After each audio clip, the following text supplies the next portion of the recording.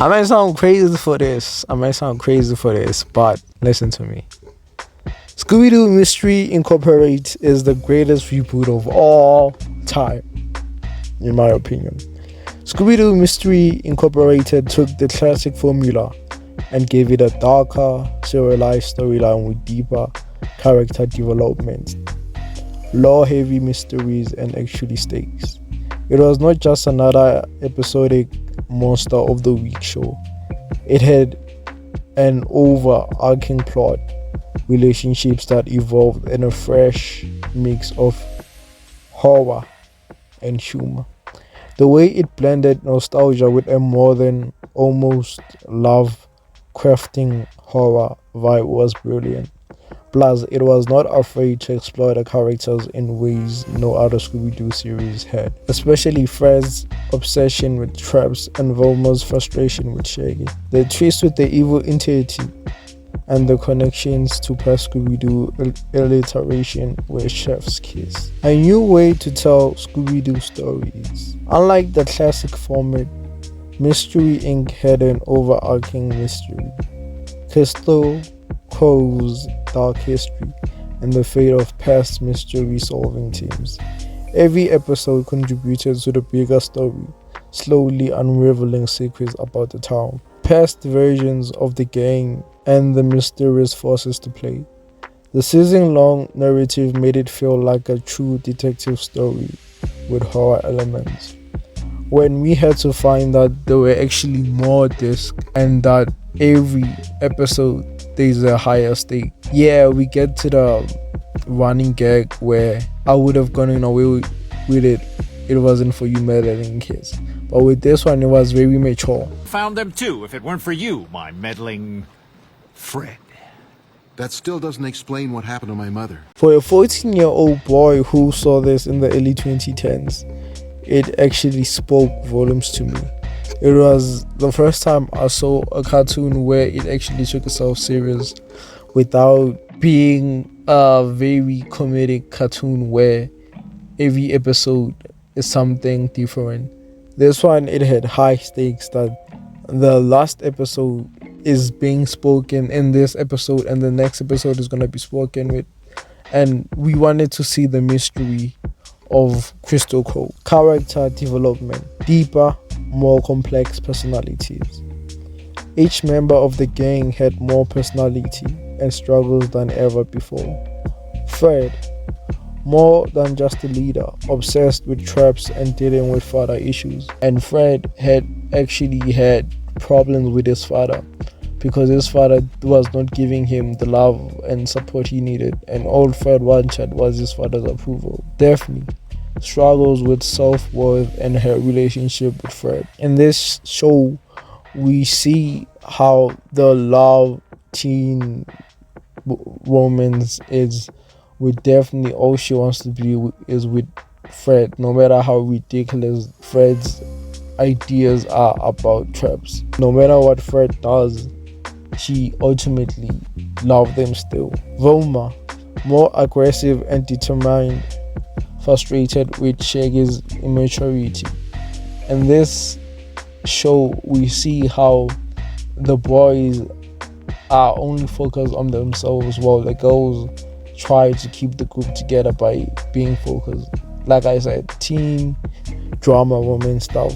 Fred's obsession with traps leads Daphne to pull away from him.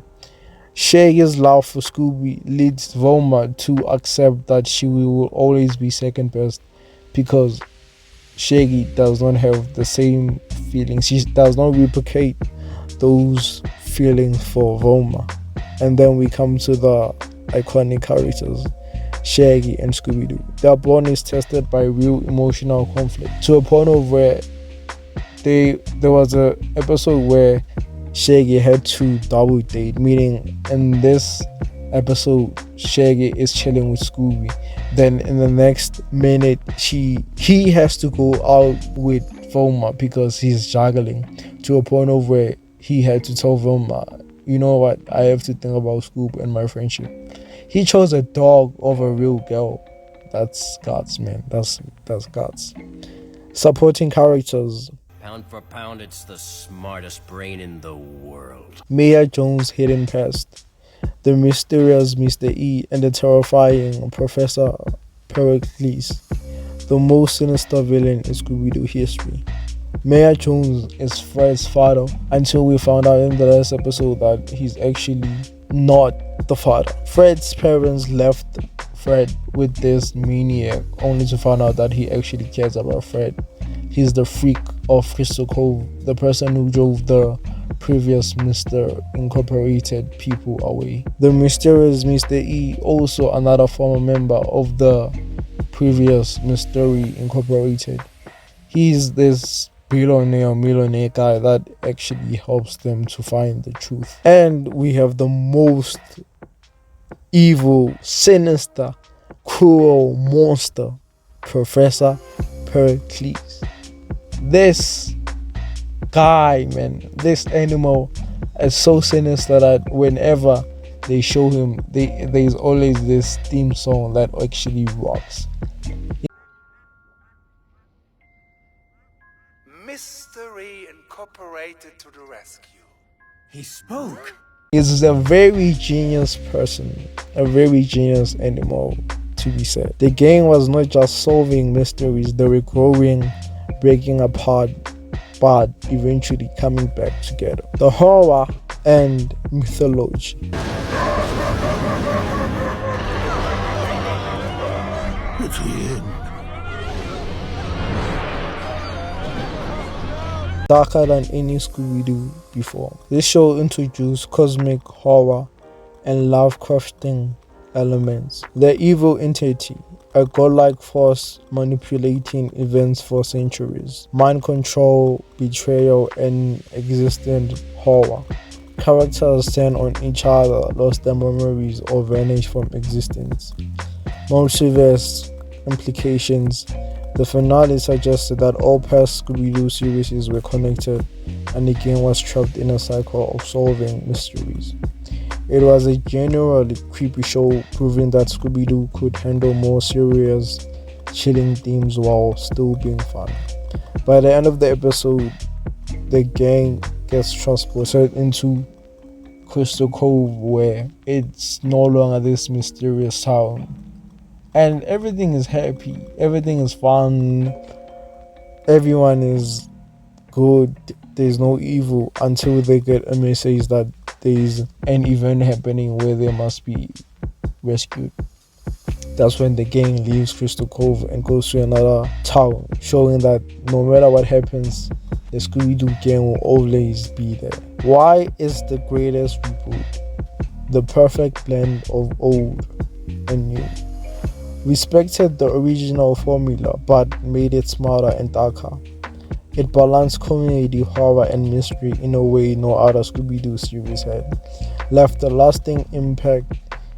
It has a dedicated fan base and is still discussed today. It was not just a great reboot, it was one of the best animated shows of all time. When we talk about what's new Scooby-Doo, it's a classic Scooby-Doo, but when we talk about Mystery Incorporated, is because when you're a kid and you look at a show, you will not understand a lot of things because you have not experienced that.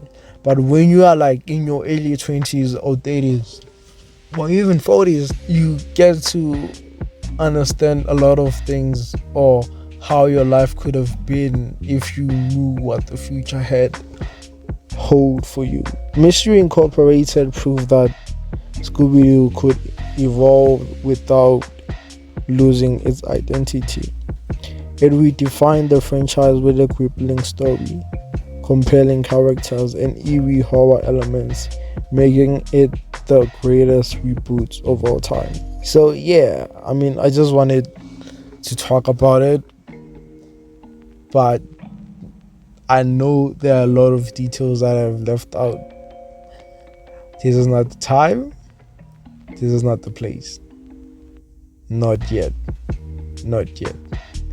So yeah, tell me your thoughts. What is the most iconic thing you remember about Mystery Incorporated? Because I sure surely enough, I'm not done with it. I was just giving you my inside thoughts. Until we meet again, I'm out. Peace.